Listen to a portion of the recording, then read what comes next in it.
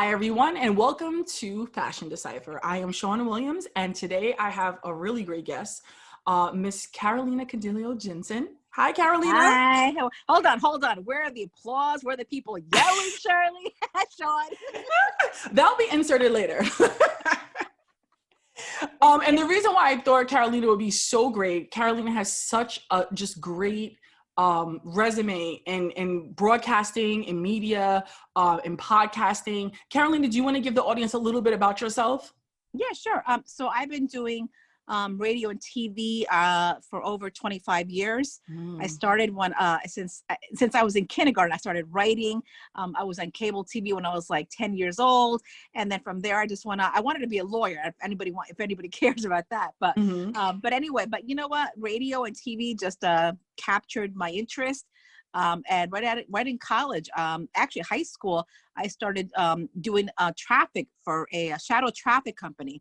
And then from there, I just got picked to start being a host on a big Spanish station, Mega 97.9, and then Univision, and then I filled in Z100, BLS, and I've been hosting for really many years, and I've been considered the Spanish Robin Quivers. So that was an honor. That was an honor. So with that, I've been invited to so many fashion shows. I've had people send me their dresses, try them on, and also see how I like them. So I don't know much about fashion.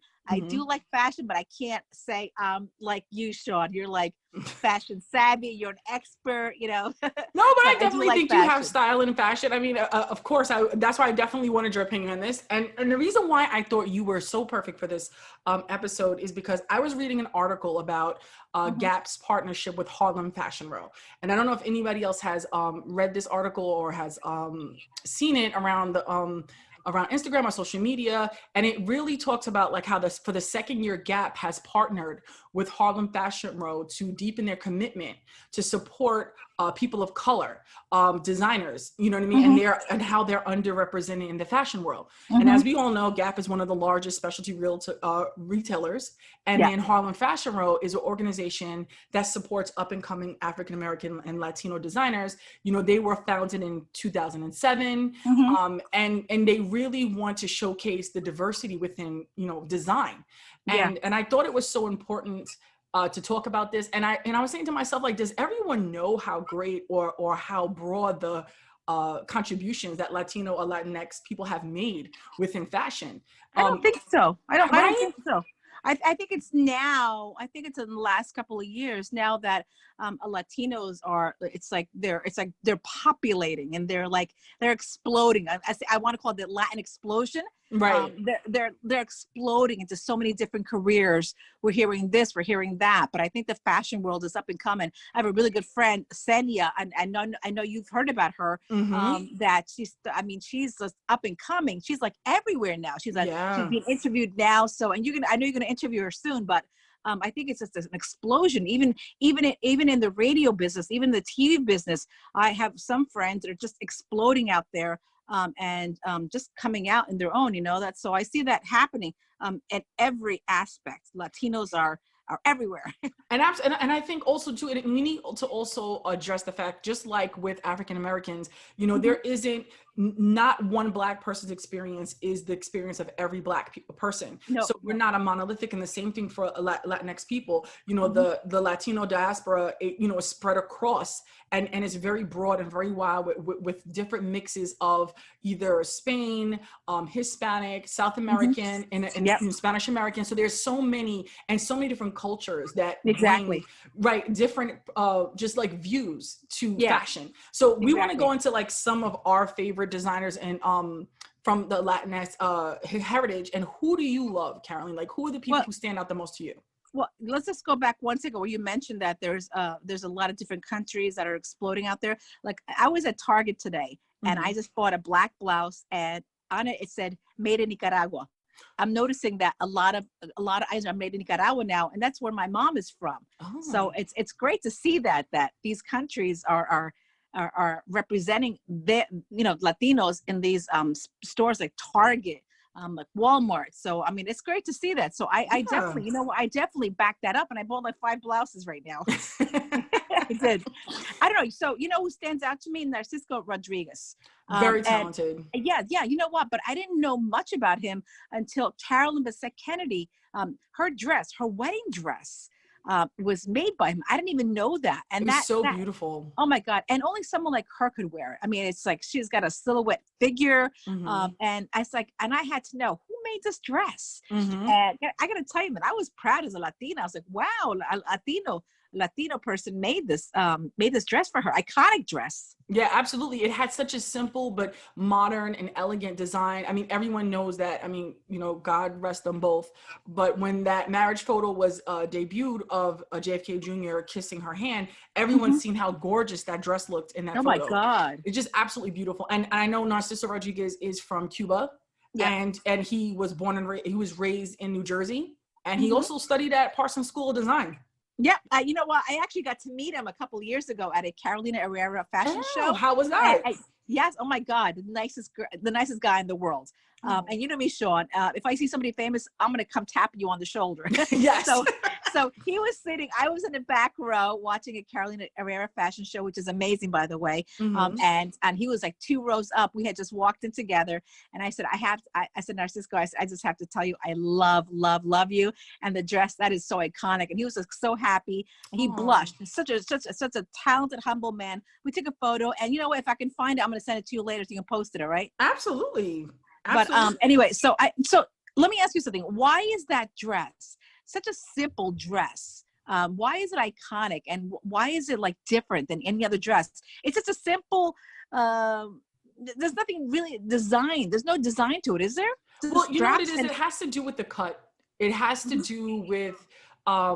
It's just, you know, it looks more like architecture than it looks like actual, like you're looking for any beading or stitching or something. You know, it has an architecture cut to it, especially around the top and the bodice at the top, and then how it flows to the bottom around her ankles. It just has this very elegant, modern, fresh cut to it, you know, not that traditional big poofy wedding dress of so many, you know, first ladies in the past. And, you know, it doesn't have that it just has this very modern, and which fit the setting of their wedding, you know, as it came out of that church. It looked very like it was apropos for everything in the background. It was a simple, you know, that simple and elegant, you know. Absolutely. But yeah, so that's why that particular designer is like was like to you. Oh my God, yes. So when I saw that dress, I'm like, oh my gosh. And like I said, Latino, okay, yes. Absolutely. I mean, I would just say one of my favorites for me would be Cristobal Balenciaga. And I say this because his designs were the ones that rivaled Dior,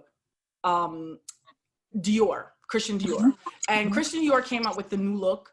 And Cristobal Balenciaga was such a risk taker, such a person who went outside the norm of what fashion was. He went opposite of whatever it was. If it had like a high waist or a low waist, he dropped it even further. You know, where it was more fitted, the new look, Christian Dior's new look was fitted, you know, Cristobal Balenciaga made like the balloon gown, you know, where people were like, how can anyone look sexy in a sack dress? But it was like he knew how to pull it together. And he just did these pioneering looks and shapes that were just never seen before. And this is all in the 1950s. And I do also, too, what I love about him is that he also gave a nod to his heritage. And if you look at some of Balenciaga's patterns and designs, you know, he gives a nod to like the bolero jacket that they wear. You know what I mean? Like, so the matadors like wear, and he did it with all this like luxury, like lace and finishing and design reference to it. And, you know, and I love the fact that he reminded no matter how far his designs went, when it came to America, he still reminds you of his heritage. And I thought that was beautiful. By the way, I'm going to correct you. Cristobal Balenciaga. Oh, okay. Yes. But yeah, you're right. His fashion is like amazing. Yeah, absolutely. So who else would you think was great to you? You know what? Because I love Carrie in Sex and the City, Manolo Blahnik. Oh, yes. Manolo Blahnik and his shoe. But you know what? I was doing some reading about him today. I thought his heel was higher than 3 inches, but that's the highest he ever went. And it said that every strap had like 50 stones of crystal in each strap. Oh, you So know what it is? and It I could be the and construction of the shoe. Like sometimes mhm, when you put when it has to do with the arch, mhm. sometimes the arch can make the heel, seem a lot higher than it actually is. So that could be the reason. Yeah, but I thought it was higher than that, but it said it was never higher than 3 inches. Hmm. And and that was her favorite shoe. She was always wearing them. I got to wear it once because I have a friend who is a designer for Carolina Herrera, and she Hmm. lent me the shoe. By the way, I didn't know the models are usually like a size 7 or 8, so I had this Hmm. big shoe on. But I got to tell you, they weren't that comfortable. But it's a beautiful shoe. It's a gorgeous shoe. Right. Beautiful shoe. But it's like what's the average Manolo Blahnik shoe cost? I would say, well, this is 2020. I'm going back to when I actually was looking at Manolos. Yeah. So I would say at this point in 2020, I want to say about like 8 something. Wow. I want to say that that's what it is now. I know back when Sex and the City, as you mentioned earlier, was on at the time, they ran somewhere like the D'Orsay pumps. They ran somewhere like 6 something. Yeah, the mule, the famous mule that Carrie used to wear all the time. Yes, That the pink one that mule. someone stole when she did like a baby shower. They stole it at the. They Oh, stole it. that's right. Yes, you're Yes, right. She's that on was the the show. D'Orsay pump. So like I feel like that I think at that time it was about like 625 or 675. Now Yeah. that I don't look at Manolos as much as I used to, I want to say because you have prices of Gucci shoes that run up to 1,200. I'm assuming Manolo would probably be anywhere from like 8 something on. But is Manolo still a shoe that is wanted by people, or is it like maybe I don't want to say has been because that's not the right word for that. But is it a shoe that maybe it's not like a wanted like you said like Gucci or maybe Jimmy Choo, Well, Jimmy Choo has its own issues because Tamara Mellon no longer owns it. It was sold. She has Really? her own. Yeah, Tamara Mellon has her own shoe line. But for Manolo Blahnik, it's classic. So I would say like if anyone is looking for like a wedding shoe or just like a party shoe, you're always gonna go back to your classics. Right now, Gucci. Right now, the most it shoe right now is Bottega Veneta, the woven heel. The mule, that is like the most it shoe that's been Oh going yeah. on in 2020. That's like the big one right now. Hmm. But I guess when you come out of the trends and you come out of where people are flocking to, when people get tired of the trends, you're gonna go back to your classics. And Hmm. Manolo's definitely a classic. You think like my sister's like that. She goes, "This is a classic. This is a classic shoe." Yeah, I mean, for any wardrobe that works, you're gonna want to have some classic pieces because what you can do with those classic pieces is mix it with the trends. And when the Hmm. trends go out, you can get rid of your trendy pieces and always keep Mm. those classics as a basic. Oh Always. wow, nice, nicely Yeah. said. And the dresses that Carrie also wear were Oscar de la Renta. Oh, love. He's such a talented. I think he's from Dominican Republic, right? Yes, yes, Santo Mm-hmm. Domingo, Dominican Republic. Mm-hmm. It still remains one of the most influential fashion designs in history. Yeah, Yeah. absolutely. I mean, just beautiful construction. He also had a wedding part of his design work. I mean, just the man was so talented. What was your favorite look that Carrie wore of Oscar de la Renta?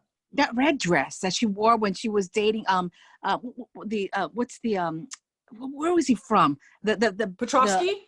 yes. It was pink. It was bubblegum Yes. pink.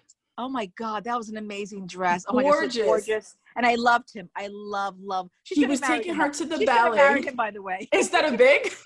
Yeah, she should have married him. I loved him. And I think he was taking her to the ballet and then they were late. And I think they ended up at like McDonald's and they were dancing and Oh my McDonald's. gosh, that's It's right. a I great, forgot it about was that. such a Yeah. great sign. Yeah, just a great episode. I love the pink and I love the patent leather bow. Like the bow, I mean, not the bow, I'm sorry, the belt that went across. Yes. Gorgeous. Just Oh the my just the gosh. two-tone of that. That you could see that very skinny patent leather black belt across that very bubblegum pink. It just showed Exactly. up so beautifully. Mm-hmm. I also love the dress that Oscar de la Renta did that Kerry Washington wore. Um, light is a very light pink. It was lace all throughout, and it was a very light pink, and it had like Mm-hmm. a mint green bottom. I don't Oh, know. I see it. Yeah, gorgeous, That gorgeous. was gorgeous to me. I thought that was such. I mean, it looked. She just came. She had this softness. She had this very retro '60s hairstyle to it, like the top part up and the lower part of her hair down. And I just think she looked so breathtaking in that look. I mean, just the detail, the lace, just it was beautiful to me. Yeah, That was let me like ask you a another question. one of my favorites. Well, let me ask you a question. When these famous celebrities wear these dresses, are these dresses made exclusively for them, or is this actually sold in a store that you and I can wear? No, it's runway, you know, like it's all, that bubblegum pink Oscar de la Renta dress actually was on the runway. All those things are runways. Like a lot of times what those agents and stylists do, like they go to those runway shows and they pick out looks for either like the television show, if you're a stylist for a show, or for your client. And then you go from there. And I think that, I mean, whoever was, you know, maybe the stylist of Kerry Washington saw that look and thought it was perfect for her. Or sometimes designers send looks, you know, depending on what season that we're in, if it's fall, if the award shows are like falls, winter, fall, or it's like spring, summer, and they send those looks over to the clients, and then they decide from there as well. So I think anybody could buy them in the end. I just don't think that it's only, I mean, unless it's couture. Couture is like definitely like way out of my range. Yeah, me too. I think the number one American couture purchaser is like Steve Harvey's wife, Marjorie Harvey. She's like one of the like top purchasers of couture. Oh, really? Oh, I didn't know that. Yeah, wow. She's like a big, like a top oh, purchaser. Really? Yeah. And what does one of his dresses cost? Couture? Oh my God, couture goes all the way up, like in the double digits, like $50,000, depending on what it is. Like it's like starts at like 10 or 20 and it goes all the way up. Couture is Now, what makes that so expensive? The designer or the material? It's all of it. It has to do with the material, the designer. It has to do with the material. It has to do with the process in which they make the clothes. Everything is hand stitched. Nothing is machine made. Everything is hand stitched by seamstress and tailors. And then it's made for your body. You know, you come and get fitted, they know their measurements and it's fitted for them. Well, that's like the famous Marilyn Monroe dress. I mean, they actually sewed that onto her body. Right. Like couture is like that. So it's sewn, it's made for the purchaser. I mean, there is a prototype, but it's made for them. Wow. Interesting. Wow. Yeah. I'm learning a lot here today. Another designer that I love, Latinx designer that I love is, unfortunately, she passed away a couple years ago due to breast cancer, is Isabel Toledo. And I think her designs are absolutely beautiful. She also created the jacket that Michelle Obama wore for Barack Obama's inauguration, which it was like, she called it a lemongrass. That's the inauguration? Yes, the first one, like that green, it's like a lemon lime color. With all the crystal beadings. And she just, I think she was just so talented. She also went to Parsons School of Design and FIT. You know, and she worked closely with her husband. Ruben Toledo is like he's an illustrator. So he was able to bring to life the designs that Isabel had in her head. So if she described a certain dress or a particular look for her runway show, Ruben was able to like take that vision out of how she saw it and draw it out and sketch it out. So she was like, she said there's no way that she could do the things that she did without him. Like he needed to be there because they just was such a unit and they worked so well together. You know? Hey, listen, looking back at the Bolero jacket by Balenciaga, isn't that similar to what a Selena, the famous singer, also designed? I don't know. Have you ever seen the movie Selena? I have, years ago though. But it's similar to what she also designed. I mean, could that be like copyrighted or like called, you know, she copyrighted for someone? Well, I mean, you know, the thing, fashion, it's hard to say. Fashion copywriting is there's no such trademarks when it comes to like fashion because it's a creative license. So like sometimes people could do like looks inspired by. I'm currently reading a book. Well, I'll do an episode of later speaking on the Battle of Versailles. And in the book, they talk about how like America didn't have its own fashion houses, and we copied all the major department stores like Bergdorf Goodman's, Lord & Taylor, Neiman Marcus. They would copy all the designs from France, which they were okay with. You know what I mean? Like, but we just didn't have our own designers. So it would say like Bergdorf Goodman's for Dior. And really what they would do is take a Dior look, copy it down to the seams, but never put Dior's full name in it, would say Lord & Taylor for Dior or Lord & Taylor for Yves Saint Laurent. And that's we were known for copies in the 50s and the 60s until till the Battle of Versailles and American designers were taken more seriously. So it's hard to actually, and I say all this to say, it's hard to actually say that something is copywritten or something is trademarked because people can say it's inspired by. So there's a lot of loose, you know, when I say Diet Prada, I know if anybody follows Diet Prada on Instagram, he really good at calling out designers who like copy things like to the T. He's, I would say anybody who's on social media follow Diet Prada, a really great account. So that could be it. It could be like she was inspired by. Yeah. Well, let me also ask you, someone like J-Lo, she's also into fashion, has her own line too. Would you put her up there like with Balenciaga, with Oscar de la Renta, you know, all of them? Would you put them, Francisco Rodriguez? No? No, I would only, I say that to say because her designs are more ready to wear. Balenciaga and is more couture. So like her when she had, what was the line that she had? I can't remember. Sweet Pea, or what was that thing called? I can't remember what her fashion line was called. I actually own a J-Lo blouse, you know. But what was there? I think it's something P. Diddy designed for her. Yeah, like she used to do the tracksuits, like like Sean, like Puff Daddy did for Sean John. She did it for her line. And it's more ready to wear. It's more modern. Those things are definitely available in department stores. It's not couture. It's not like she studied it from like her dancing, you know, great at dancing. And she like worked that craft her whole life. So like someone I could go into the street tomorrow and start dancing wouldn't make them J-Lo. You know what I mean? So not to discount her designs in no shape, form, or fashion, but it doesn't make her on par with some of the older designers because that was their craft. But it doesn't say that she's not a designer. So I'm not saying she isn't. It's just that I don't consider her Balenciaga level. You know what I mean? Yeah, but I think all those celebrities that come out their own fashion, I think like you just said, it's ready to wear, you know, fashion, you know. Yeah, I just think that when celebrities do their own designs, it more or less has to do with them branding themselves. Like right now, I think J-Lo has like a collaboration with Coach. She like designed a handbag. Yes. Yeah. So I feel like it's more or less expanding their brand, not more or less doing it for the love of design and the love of creativity. So it's a little different.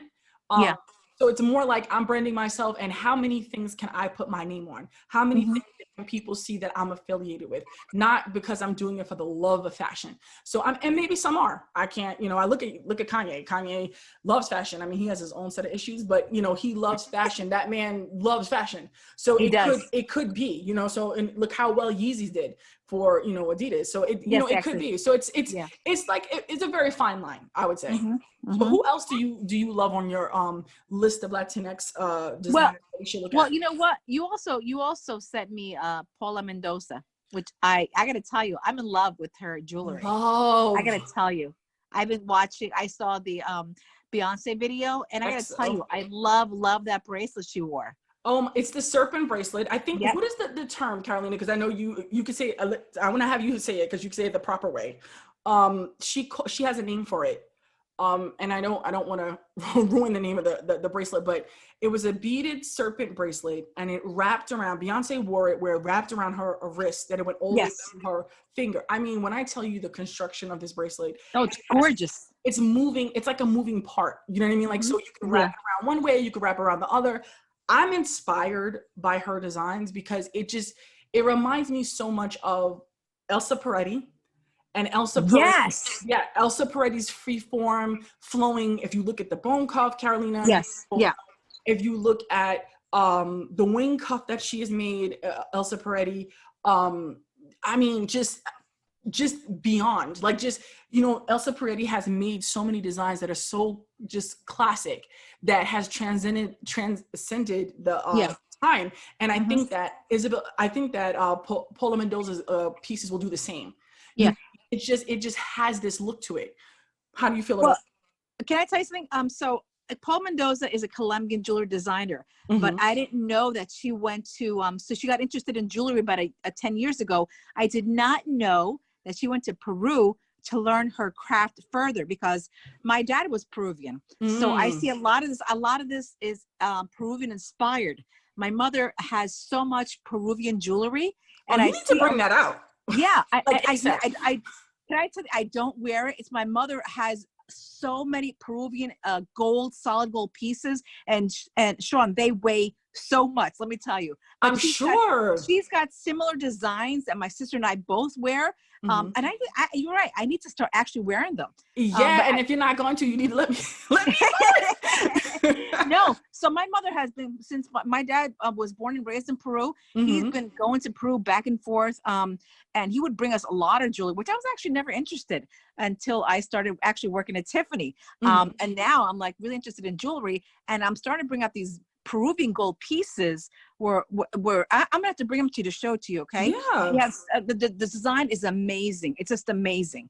I definitely want to see it. Yeah. So now I'm seeing that bracelet. My mother has something similar to that. And again, like she said right now, she was inspired by the Peruvian culture. So now I'm seeing everything that she's wearing. She's wearing layers. In a video you sent me, she's wearing layers and layers of necklace, different pieces. My mom has similar pieces like that. I love it. And I mean, if anyone has a chance, and the video that Carolina is speaking about is Beyonce's EXO video, where it was shot in Coney Island, Brooklyn. And if you look at her arm, she's wearing the beaded wrap bracelet we're talking about. But if you do go to Paula Mendoza's website and you just see the construction and the design of so many of these bracelets that she has, like there's a fantasy bracelet that kind of like curls around the arm. It just gives me this feel of Elsa Scarapelli and Elsa Peretti at the same time. It has this like surrealist look to it. So I definitely agree with you. I just think her designs are beautiful. Gorgeous. Yeah. And what about the Peruvian culture, Carolyn, do you see in those designs? Like, what do you see? Is it like nature? Do you see like trees, mountains? Is it just about like the print work, or what do you see Peruvian in the designs? Trees, mountains, snakes. My father bought my mother this beautiful I'm just thinking about it now. This beautiful, gorgeous bracelet, similar to a serpent. And it's gorgeous. My mother barely ever wears it. My sister sometimes wears it. It could actually be worn as a bracelet or a necklace. So I see a lot of similarities to that particular piece that Beyonce is wearing now. It's so gorgeous. I mean, I really definitely tell people to take a look. And like I said, I see so many parallels to Peretti. And, I'm a big advocate of Elsa Peretti jewelry. I love Peretti jewelry. Yes. And the cuffs, you know what? Elsa Peretti, the cuffs, my mother has a thick cuff like that too, but this design is thinner. And on the design my mom has, it's like, she's got like mountains. What else is on there? I forgot what else is. I have to look at it again. You need to go through that jewelry box ASAP. Can I tell you something? I was never into it, and my sister has gotten a lot of the jewelry because my mom's always going, "Do you want it?" I go, "Nah, I don't want it." But she did give me a lot of pieces, so I'm gonna have to look through it. But she does have a cuff that I have to actually. I'm gonna show it to you. Okay, it's gorgeous cuff, gorgeous. Yeah, I definitely want to bring those out. It's hand designed. But I'll definitely show it to you. Maybe post it on your website as well. Yeah, it's a great nod, a way for you to nod to not only your culture, and just also of the design and inspiration of the Peruvian people. I think that's absolutely. Is there anybody else that you love, or like, do you feel that, do you want to talk about your friend Senya? Like, do you want to talk about like her designs? Well, can I tell you something? I actually, when I was on a TV show, I just started following her, and she came on our TV show and to introduce her jeans, which are, I have no butt. I don't know if you know that, show it. I have no butt. Her jeans gave me a butt. The Convy jeans? Yeah. They actually gave me a butt. But then she bought a beautiful dress. The sleeves were amazing. I'll show you a photo also. But now she's up and coming. She's one of those designers that also from Santo Domingo, Dominicana. She's up and coming, and her fashion, and you've seen it. I mean, if you guys want to check her out, she's Senya on Instagram. It's just up and coming. It's just, I love she designs, I think, for the normal everyday woman. That's how I see it as, I know you say couture. I mean, ready like to wear. Couture, where am I ever going to wear like some of those dresses, But I think Senya's different. Yes. Yes. You never know. One day when I'm going to a fast food restaurant, maybe I'll wear one. You never know. Listen, Sarah Jessica Parker, as you said, wore the Oscar de la Renta dress to McDonald's, so you never know.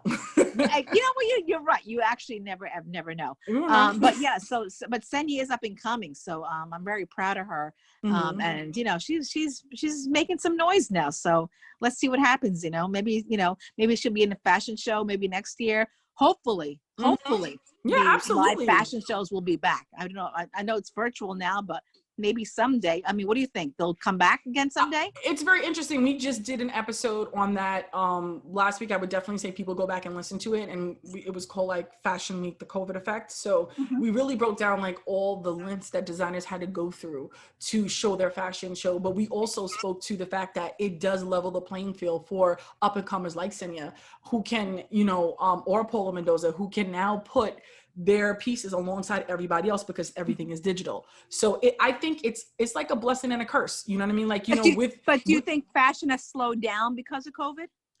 No. I mean, I think fashion, what people are not actually buying to wear out as much. I know I speak to a lot of my friends and they'll text me and they'll be like, I've been wearing a tracksuit for like a month. Or they'll say like, I need to get out of the house because I've been wearing athleisure spandex pants from Athletica for like from March. So I'll laugh, of course, but I mean, it's real. I mean, this is what 2020 has done. I mean, I know there's an end to it. Do we know when? No. There will be an end to it, and then we'll go back, to fashion. But will it be the same? We don't know. You know what I mean? So those are all unknowns. Those are things I can't answer. I have no idea. But I mean, the inspiration of fashion, people still want to get dressed up. I mean, if you look at any of the Zoom meetings on TV, when people talk like the newscasters, they're still fully dressed. You know what I mean? Like people still want to feel normal, what they feel like in the new normal. So I definitely think fashion is going nowhere. It's just going to adjust, you know what I mean, to what we are going through now. And the last designer I definitely want to speak about is Paco Rabanne. And the reason why I love him, he created a dress for I can't think of the movie offhand, Jane Fonda. It was in Barbarella in 1968. And he really put like mirrored pieces and metallics together with regular fabric. And I just thought that was so, I mean, he's still living. I don't think he's in control of the house. He's like 86 years old now. He still has he's still not, he's not designing anymore then? No, he's not designing anymore. He stepped down a lot like Valentino. But again, I mean, when I tell you the designs of Paco Rabanne has been resurging, people probably remember Paco Rabanne if you grew up in the 80s and the 90s from like the perfume. You've seen like the perfume. Yes, at every register, like anywhere at Macy's. So you saw those like types of things at the register. But when I tell you the man is extremely talented and just definitely opposite of what if anybody remembers the 1960s style and the sexuality to it. And so many of his dresses were risque because it gave an illusion of nudity, and it was just so different. It fell in line with the times of the 60s. So I love Paco Rabanne. He's a designer born in Spain. So I definitely would suggest people look into him as well. So where, Carolina, I could say, do you feel that Latinx designs are going? Do you see more people as we, close this out? Do you see more people coming out, more support as like the American community gets more diverse? I think, you know what? I gotta tell you something. I see, not just in the fashion world. I think in also in the communications, fashion, every other career you might want to choose. But I definitely see Latinos coming out more. I really do see that more, and I'm excited about that. I'm excited about seeing my fellow compatriotas, that was the correct Spanish word, coming out and seeing what they can show to the entire world, and I'm proud of that. Yeah, and just bringing with them the heritage of the Latino people. And I think that's important, and just showing like everybody, this is who we are, and yes, we are also American, but we also have this great culture behind us. And I think that's great to see within their designs. Yeah, even with me, I've been on radio and I've never met anybody else from Nicaragua and Costa Rica. I was probably, it was nice that I can proudly represent those countries, even though I wasn't born there, but I can represent Peru, I can represent Nicaragua and Costa Rica, and saying, hey, listen, I'm here, and I'm here to tell people, this is part of my culture, and I'm here and to make noise, Absolutely. And I felt like this, episode was important because not only are we in the midst of, as is, Hispanic Heritage Month is coming to a close. And I think this podcast will air right before it ends, which is before October 15th. But, we want people to understand that they have such a great contribution to fashion. And we just wanted to touch on some of the fashion designers that we both love, and who you probably seen. And I say you, like meaning the audience, have seen a million times and didn't even know. So, exactly. You know what I mean? I think it's important to talk about. And there's more up and coming. So we have to wait and see, because there's going to be a lot more coming out, more people that are going to make us proud, and go Latinas. Absolutely. Now, Carolina, where you also have a podcast, where can everyone find you? Yes, the Carolina Cadillo podcast. We're in every forum: iHeartRadio, iTunes, Spotify, Google Play Music, Amazon Music, SoundCloud. So check us out. We're trying to record at least once or twice a week.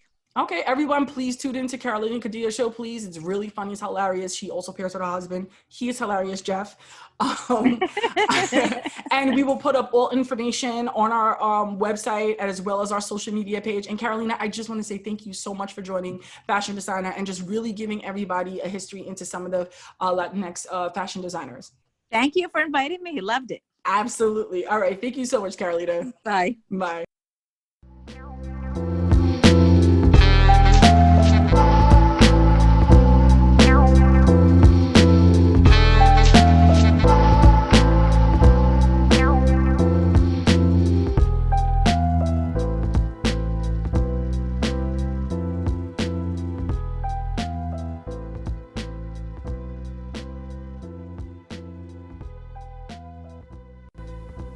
Hi guys, it's Sean. Make sure you visit our website, fashiondecipher.com, to get a visual on what we're talking to you about.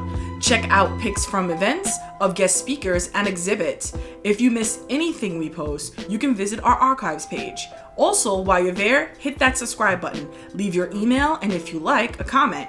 Tell us what you think or what you would want to hear on an upcoming episode. Don't forget to follow and friend Fashion Decipher on social media. Check out what we're up to. Speak with you next week.